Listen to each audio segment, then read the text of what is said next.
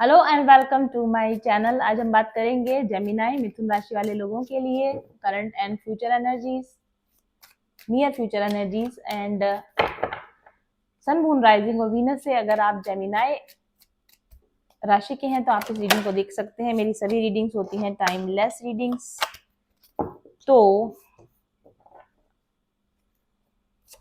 आप मेरी रीडिंग्स के संपर्क में कभी भी आए, इसमें आपके लिए कोई गाइडेंस हो सकता है। जेमिनाई पीपल, आप ओवर वर्क कर रहे हैं या आप ओवर टॉलरेट करने की कोशिश कर रहे हैं, एग्जॉस्ट हो चुके हैं, थक चुके हैं, लोगों को अपनी बात समझा समझा के मनवा मनवा के थक चुके हैं और शायद इसका कोई नतीजा आपकी लाइफ में अभी तक आया नहीं है।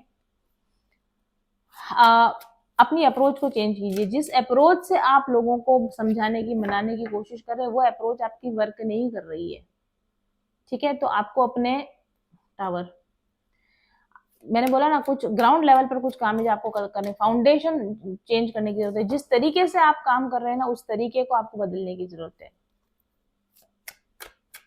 क्योंकि कुछ ऐसा है जिसको आप लगातार गलत तरीके से हैंडल कर रहे हैं। लगातार आपके ओल्ड पैटर्न्स के अकॉर्डिंग आप बिहेव कर रहे हैं, ओल्ड पैटर्न के अकॉर्डिंग आप हैंडल कर रहे हैं सिचुएशंस को, और वो आपका वो तरीका काम नहीं आ रहा, आपका वो तरीका आउटडेटेड हो चुका है या उन लोगों पर वो वर्क नहीं कर रहा है, ठीक है।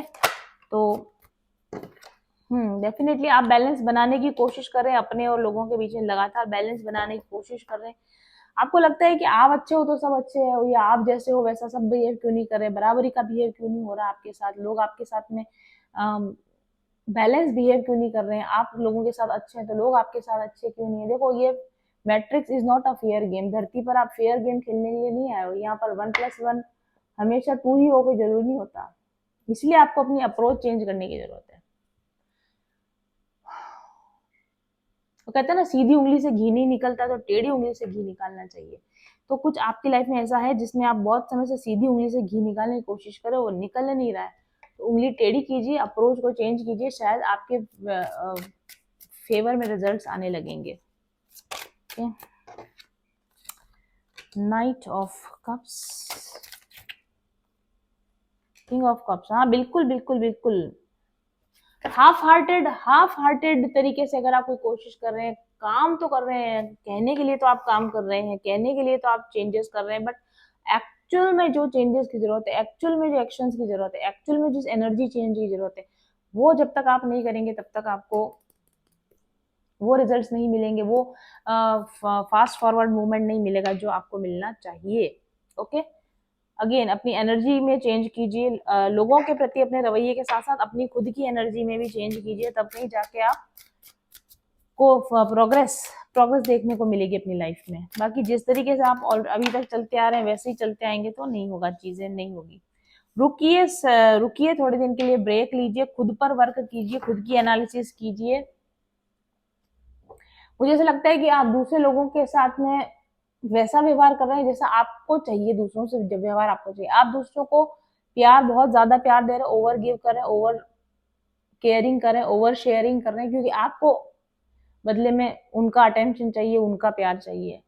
रुक जाइए, आप लोगों को उतना ही दीजिए जितना देने के बाद आप वापस रिटर्न बैक की कोई इच्छा ना करें, ठीक है। जैसे कि अगर आपके पर्स के अंदर 10,000 रुपए हैं, आप गाड़ी से जा रहे हैं, अगर कोई भिखारी आपके पास आता है पैसे, तो आप 10 रुपए निकाल कर दे देते, तो आप भिखारी से बदले में कुछ आप एक्सपेक्ट नहीं करते कि अब मैंने इसको 10 रुपए दिए तो अब तू मेरे लिए क्या करेगा। लेकिन अगर आपका कोई रिश्तेदार आपसे, आपके पास 10,000 रुपए, आपका कोई रिश्तेदार आपसे 5,000 रुपए मांगे, आपने सोचा कि 10 ही हजार रुपए 50% मेरी दौलत के लिए जा रहा है, आपने उसको, चलो फिर भी चलो मेरा बंदा है, आपने 5,000 रुपए उसको निकाल के दे दिए, उसने मे बी आपने टाइम पे रिटर्न भी कर दिए।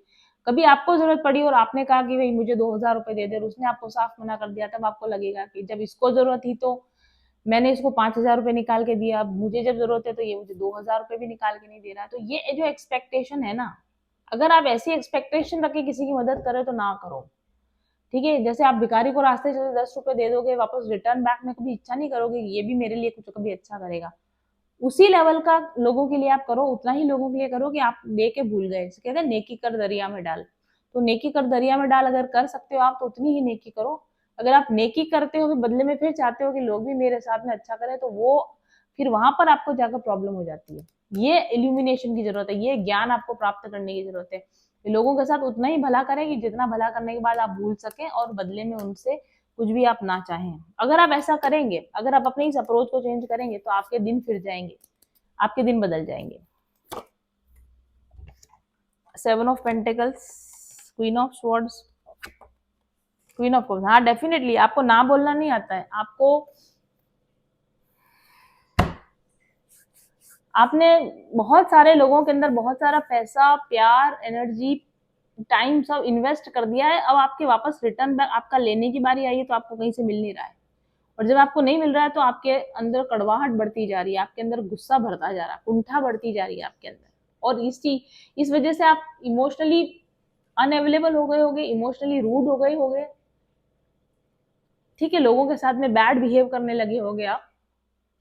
अभी भी सुधर जाइए, जितना आपने पहले कर दिया अब लोग आपके साथ में नहीं कर रहे हैं, वो तो भी उस पर आपका कोई कंट्रोल नहीं है, उसको तो आप ये मान के चलो कि करके भूल गया मैं इसको, वो तो आप मानो, और अब दोबारा अपने आप को इतना सुधार लीजिए कि भाई जो पहले हो गया ना उसकी सीख ले लीजिए, अब कि अब मुझे लोगों के साथ में कैसे डील करना, उसकी सीख अब आपको लेने की जरूरत है जेमिनी पीपल, मुझे ऐसा लगता है आपके लिए। 4 ऑफ वांड्स इन रिवर्स। रिश्तों की बुनियाद जरूरत के बेस पर अगर रखी जाएगी तो वो कभी ना कभी हिलने ही वाली है, वो कभी ना कभी दुख देने ही वाली है। तो रिश्तों की बुनियाद अब जो हो गया वो हो गया, बीती ताई बिसार दे आगे की सुध ले। रिश्तों की बुनियाद जरूरत के बेस पर मत डालिए। अगर ऐसे रिश्ते हैं आपकी जिंदगी में जो जरूरत बेस्ड रिश्ते हैं, नीड बेस्ड रिश्ते हैं, तो वो आपको दुख देंगे, वो आपको परेशान करेंगे। तो आपको चाहिए कि आपको ऐसे रिश्तों को जहां तक हो सके अपनी लाइफ से आप बाहर का रास्ता दिखाइए। इनके ऊपर और टाइम वेस्ट मत कीजिए, इनके ऊपर और इन्वेस्टमेंट मत कीजिए, ऐसे लोगों को अपनी लाइफ से बाहर निकालिए। अपने इनर इमोशनल स्टेबिलिटी के ऊपर काम कीजिए और आगे इस सीख को आगे लेकर आगे बढ़िए जिंदगी में। अब आगे बढ़िए जिंदगी में तो आप अपने लिए एक ज्यादा स्टेबल लाइफ बना पाएंगे, जहां पे आपको, क्योंकि आप ऐसे ही लोगों को अपनी लाइफ में रखेंगे जो समय पर आपके काम आ सके। ना उम्मीद ही ना हो, बल्कि मैं तो कह रही हूँ लोगों से उम्मीद रखना ही बेकार है। जब जब आप लोगों से उम्मीद रखेंगे वो आपको वो उतना नहीं दे पाएंगे जितना कि आप जितनी आपकी रिक्वायरमेंट है, जितना आपकी एक्सपेक्टेशन देंगे, थोड़ा बहुत देंगे, उतना नहीं देंगे जितनी आपकी रिक्वायरमेंट है। लोग शुरुआत में आपके सामने लवर की तरह आते हैं और बाद में वो डेविल एनर्जी में निकल आते हैं, मतलब कि ये क्या हो गया, ठीक है। जब उनको जरूरत होती है, जब उनकी गरज होती है, तो वो आपके सामने से दिखाएंगे कि भाई हम तो आपसे आपसे बेहतर हमारी जिंदगी में हमारे लिए कोई नहीं है, आपके लिए हम है, हमारे लिए आप है, हम दोनों एक दूसरे के हैं। और जब उनका समय निकल जाएगा तो उसके बाद में भाई आप कौन हम कौन खाने के लिए दौड़ेंगे आपको, ठीक है। और ऐसे में आपको ठगा फील होगा, आपको ठगा हुआ महसूस होगा, आपको चीटेड फील होता होगा। ये आपकी लाइफ का लेसन है जेमिनाइज, कि उतना ही जिम्मेदारी लेना जितनी आप इजीली निभा सकते हो, उतना ही मदद करना जितना कि जिसके बदले में आपको वापस कुछ ना मिले तो भी चल जाए। ना कहना सीखिए, लोगों को ना कहना सीखिए, तो आप बिना बात के झंझट से, डिबेट से, लोगों के साथ उलझने से आप अपने आप को बचा पाएंगे। ये थी रीडिंग हमारे जेमिनाई लोगों के लिए। Thank you very much for watching. Comment करके बताइए, थोड़ी सी स्पेसिफिक रीडिंग थी, किसके लिए निकल के आई है जरा मुझे बताइए। कौन है ये लोग जो इस तरह की परेशानी से इस वक्त में जूझ रहे हैं। Thank you very much for watching.